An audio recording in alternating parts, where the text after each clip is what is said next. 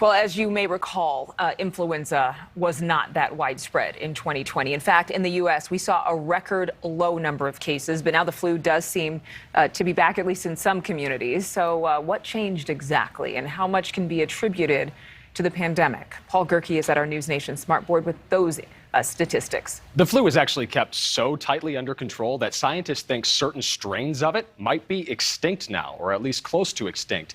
This is a wild statistic. This might be the craziest thing I've ever shown you on this board. Only 0.2% of flu tests came back positive last season. Typically, it's around 25 to 30%. That works out to just 2,000 positive cases nationwide. For context, pre-pandemic, the CDC says there were 35 million positive tests. There were fewer hospitalizations last flu season, too, the fewest since the CDC started keeping track of those things back in 2005.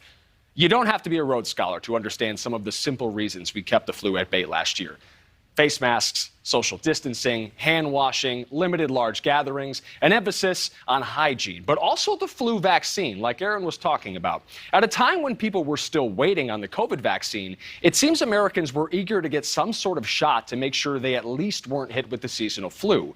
There were nearly 20 million more doses distributed of the flu vaccine compared to the previous season. That was also a new record, leading to a 2 to 7% growth in overall vaccination rates. But as pandemic precautions grow lax, and we sort of wade back into normal life, cold cases and respiratory illnesses are on the rise. The CDC expects flu cases to follow suit. Its most recent data shows a jump in reports from last week to this week, thanks in part to that outbreak at the University of Michigan. Adrienne. You know what? And Alex Capriello, as much as he is working and monitoring his other story, sent an email saying that in Washington State, the Department of Health is saying that pediatric flu vaccinations are down about 25% from this time last year. I was reading an article where there's also this divide among party lines, where a year ago, before we were having the COVID debate, it seemed as if Democrats and Republicans were getting the flu vaccine regardless of where they fell on the political spectrum. But something has changed in the last year. We'll look into that, Adrienne. Yeah, that's a really good story that we definitely need to have a conversation about. Thank you, Paul.